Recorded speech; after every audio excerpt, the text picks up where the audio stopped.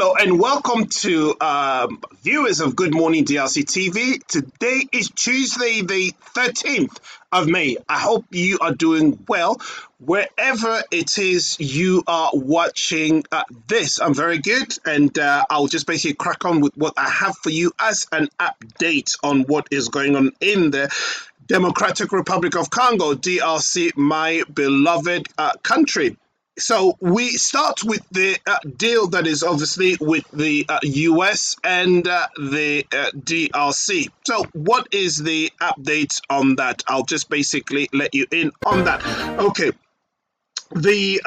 As you all know, the Declaration of Peace was signed on the 25th of April, so where the foreign ministers met to sign this deal in Washington, D.C. They committed to a draft peace agreement to be given to the White House by the 2nd of May, but they did give it in on the 5th of May. These drafts have to be consolidated together, and sort of mid-May, there will be another meeting with Marco Rubio. So that is the two Secretary of Foreign Secretary that you are seeing there, or Foreign Ministers, I should say. Kwamba and Olivier will be back again to meet Marco Rubio in order to move on, i.e. to finalize things. And then after this meeting that will take place in maybe a couple of days, but we'll let you know, then there will be a meeting that will take place between the heads of state, that is between Kagame and President Felix Tshisekedi in the White House, and maybe shake of hands and things like that, just to say that there is peace between the two countries. Now, it is very important for you to realize that here there is no M23. I'll come back to that one as to why that is the case and why that could be problematic as we move on. Okay. So, as I said, the heads of state are to meet in mid-June. But what is happening here is this as well. So, what we'll see is basically the US is entering into a bilateral agreement between the two countries.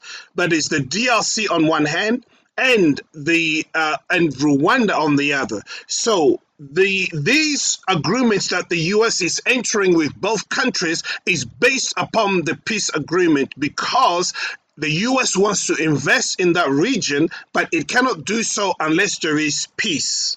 So the US will exploit minerals that Rwanda says it has, and the US will exploit minerals that the DRC says it will have, and we will see. We will see what will unfold, because as I know that Rwanda has no minerals upon which to... Rwanda has no minerals. From what I do know is that Rwanda, whatever it does, whatever minerals it claims to have is the minerals that it takes or steals from the DRC. So it will go into Qatar to have a deal with them, but based on the minerals from the DRC. So this time around, I believe the US will go to Rwanda and says, okay, we're here now, show us what you have. I'm not saying no. I know that there are American companies in Rwanda already. I know there are Americans, companies in Rwanda that are dealing with minerals. But the question is, where is that mineral from? Is it from Rwanda? Because like I said, the US has always been behind Rwanda in looting and doing everything that they've been doing in the DRC. But this time around, the Congolese have to be so awakened, so they have to be aware of this, that whatever happens, that they do not mess up with this deal, i.e. they don't allow Rwanda to play the cards again with the US in order to dupe the DRC. This will be very, very bad for our people. And that is very, very important for us to know. Okay, so the economic agreements. So the mineral investment, the US plans to facilitate substantial investment in the DRC and Rwanda's mining sector, focusing on critical minerals like cobalt, gold, and tantalum.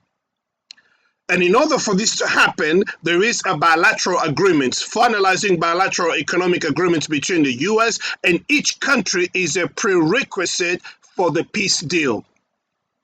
So the US is doing this deal, like I said, and it will be basically based on that they will reach some kind of agreement for this peace deal that is to take place. But I say, the way I look at this is that the US is poised, is at the position where it can leverage on this conflict in order to come out and make a good deal that will make America great again.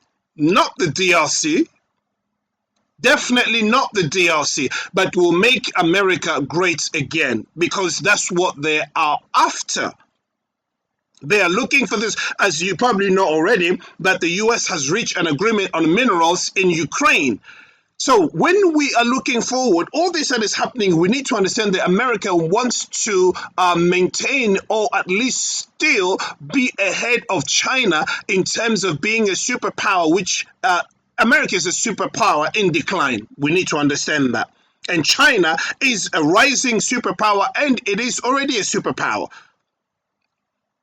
So the America is trying basically to catch up, trying to pull China, not to pull it behind, but just really to compete. And that's what it's all about, really, competition at that level. And in order to keep the industry going, whether it is technological, whether it is with race arms, whether it is going to the moon and doing things, it's just they need these minerals. And it is such a great opportunity for America to intervene in what is going on in the DRC. Because you probably know 60% of the DRC minerals goes to China, and now America wants to step in, because in all this conflict you have not heard that the US has stepped in to do anything at all. No, but yet they have the bases around the Great Lake, and they have the bases in the DRC as well. What have they done? Nothing. This is because they were behind Rwanda. So let's see what will happen in this deal as we progress. So what are the challenges now that we're going to face? Now I want to look at this with regards to the M23 as well as we move ahead.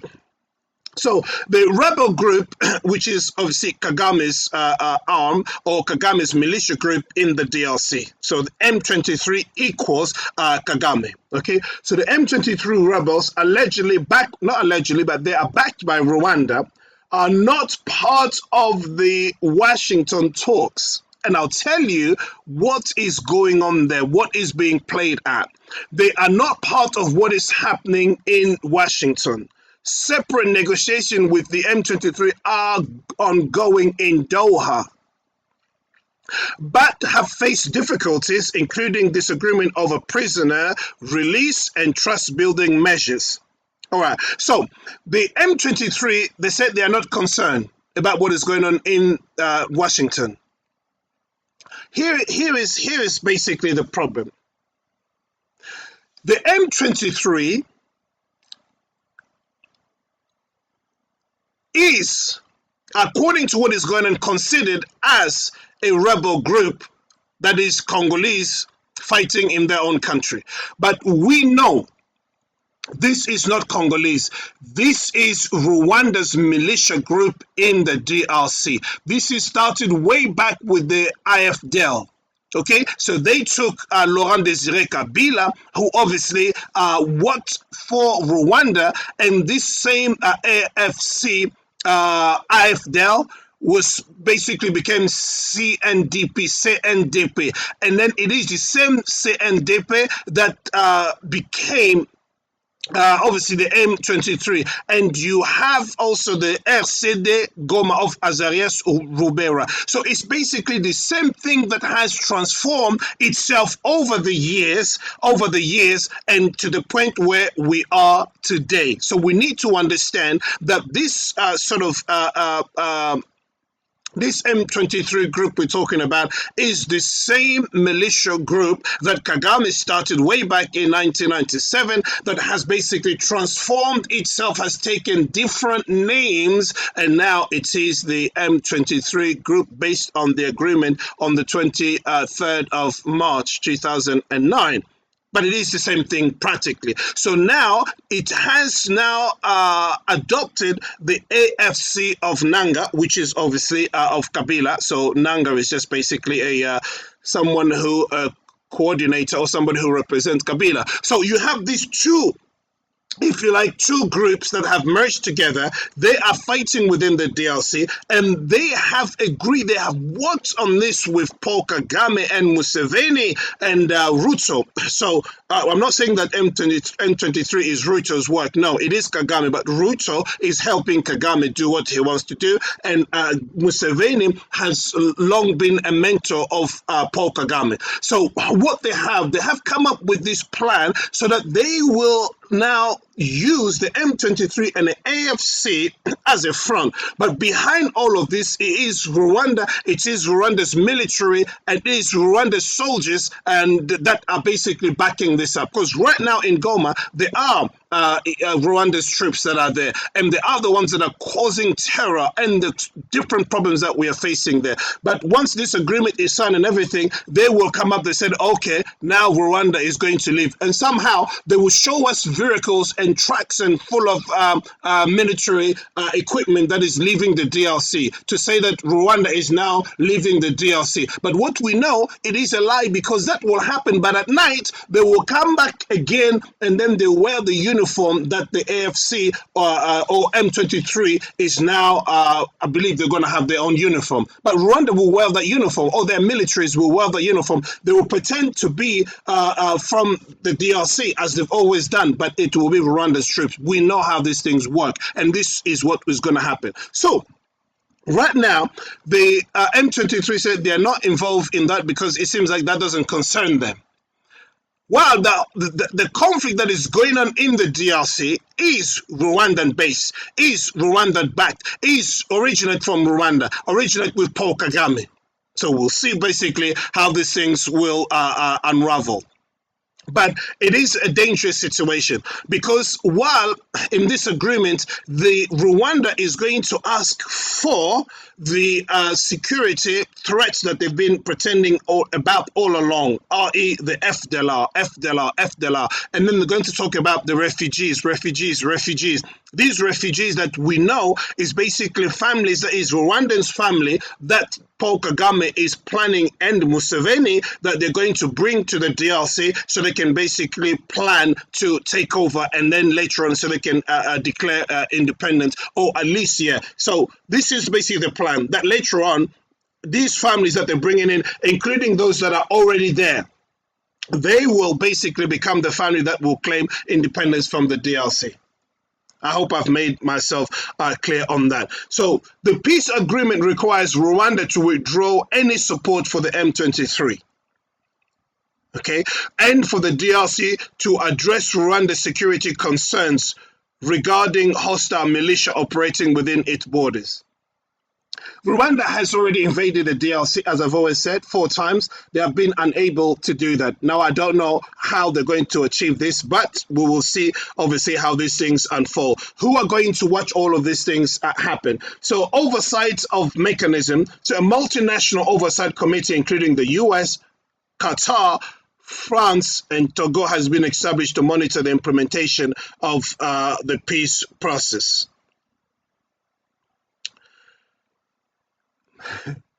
It is a sad situation, because whenever you see France and you see Qatar and you see these two, especially right now, Qatar and France, they are working for Rwanda.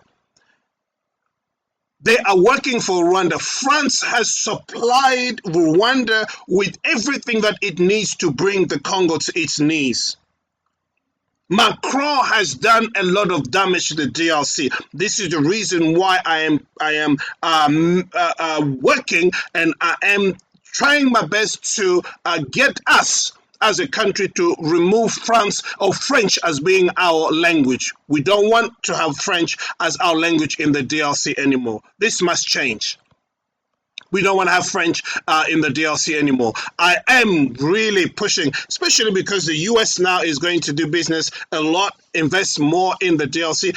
Yeah, let's adopt English as a language in the DRC. I would hope that it was Lingala to be or Swahili or Kikongo or Chiluba and many other languages that we have in the DRC. Maybe we can just have 4 of these. We have Kikongo, Chiluba, and Lingala, and we have these as our language, in the Congo, and get rid of French because it really pains me to know that France is doing all of this against the DRC. It is a sad situation. So, and Qatar, like I said, these are they have invested heavily in Rwanda, and they have business deals in Rwanda.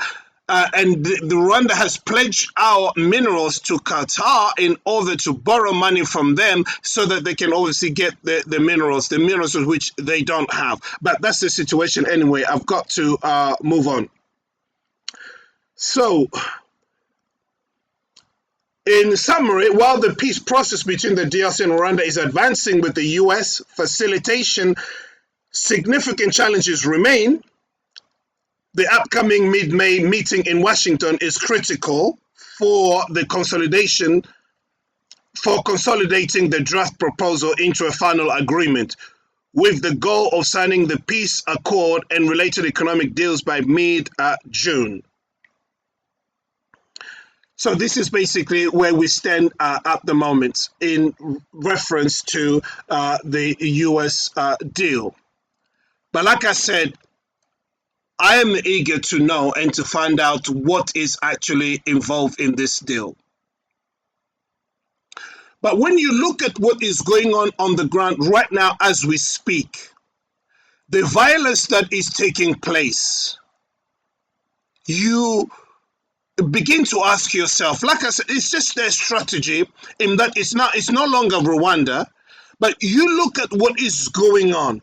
The families and the children that are dispersed, what the M23 is doing, it's causing havoc, it is destroying lives, and our children, what kind of future do they have? What is there for our children? And these people will get away from it. It is unthinkable to imagine that with all that they have done, they will get away from it. And as I said, one of the things that the M23 is asking for is for the release of the prisoners that we know that are enemies of our countries. People like Mwangachuchu, Eduardo Mwangachuchu should not ever be released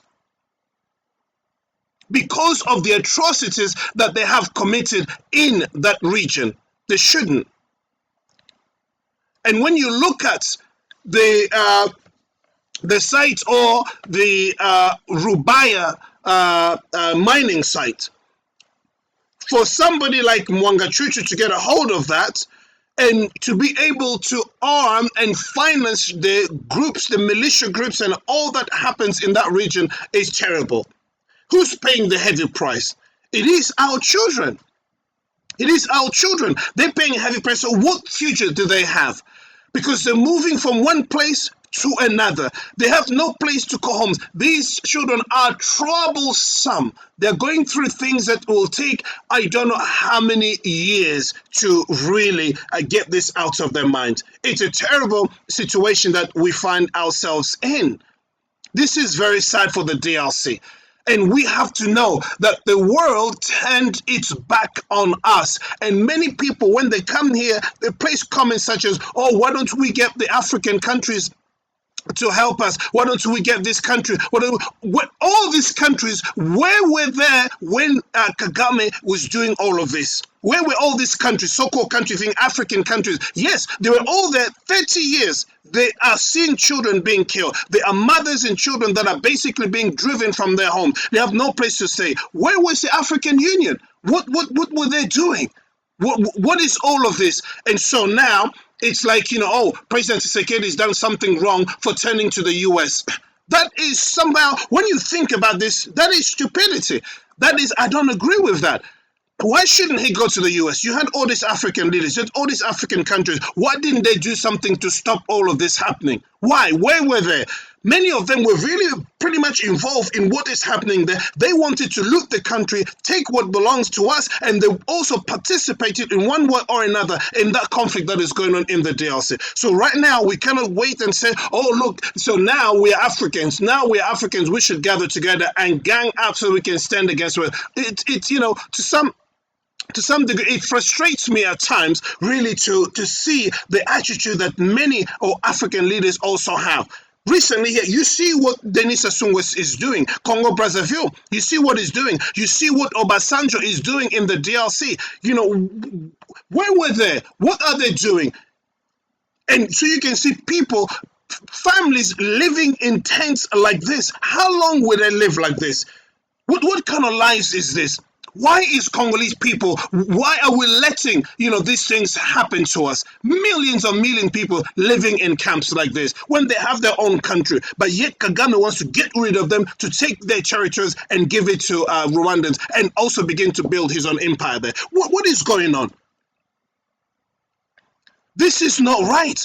These people have a right to their homes. They have a right to their lands. They have a right to their fields. They have a right to live a normal life. But it's not right for us to let things be the way they are. How can people live intensely? For how long? How long are we going to tolerate this? So it is good for President Tshisekedi to reach out to the US to do what it's actually doing. And like I said, if we can leverage on that, if we can do a good deal, it will help us as a country. It will help us as a nation so we can take time to rebuild. Okay, that's what we need as we speak right now. We need somebody who can help us. The African countries did not help us. So women and children, young girls, they are basically doing the sexual violence that is taking place there. It's unbelievable. Terrible situation. Also, just to let those of you who do know, obviously, that the Gilles Alingete, who is the former Inspector General of Finance of the DRC, has been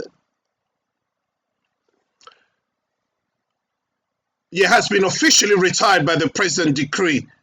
He has been succeeded by Bitasimwa Bahili Christophe. But as you know, after his retirement, there are now rumors or information that are coming out that this Alingete's assertive approach has also attracted criticism and resistance from certain political figures.